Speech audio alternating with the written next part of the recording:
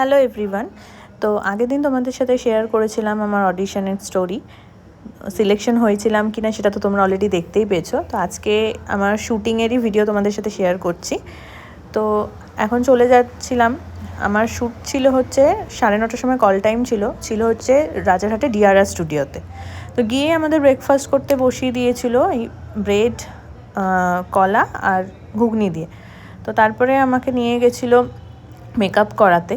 তো এই যে দেখতে পাচ্ছ এখন আমার মেকআপ হচ্ছে। আর ওরা আগে থেকেই বলে দিয়েছিলো আমাকে 6টা শাড়ি নিয়ে যাওয়ার জন্য। তো এই শাড়িটা চুজ করেছিল। তো এটা শুধু হেয়ারটা করতে বাকি আছে। তো এই যে আমার ফাইনাল লুক।